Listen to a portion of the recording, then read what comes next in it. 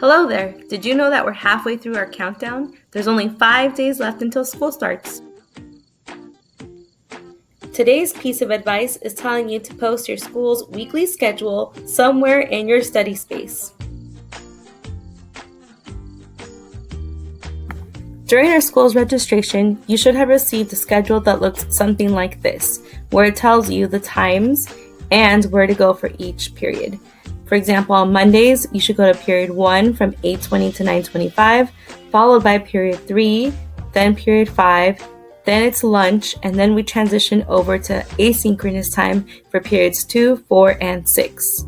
Using this distance learning schedule, along with a locator that they give you that tells you what you have for each period, my recommendation is that you create a schedule for yourself. Whether it's digitally or on paper, write down your school schedule so you know where you're supposed to be each day.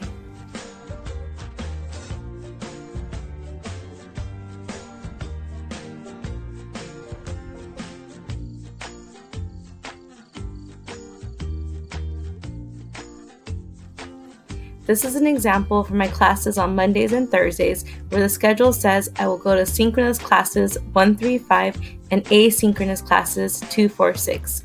I can make a similar schedule for Tuesdays and Fridays and another one for Wednesdays. Another option that you could do is to create a layout for your whole week so that you know where you're supposed to be each day. You can once again do this digitally or on paper, but in this example, you will write down every day of the school week and you will write down what you're supposed to do each day. So for example, for Mondays, I would ask myself, what do I have period 1?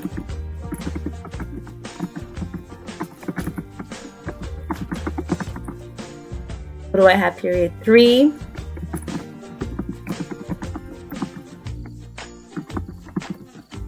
And so on.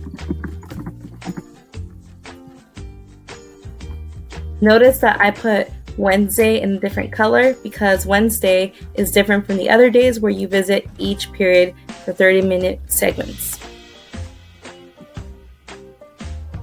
Lastly, I would review that schedule the night before so I can remember where I need to go the next day, and I would post it in my study space so I wouldn't get confused the day of and I would know where to go next. Thank you for listening to this video and stay tuned for more on how to start the school year successfully.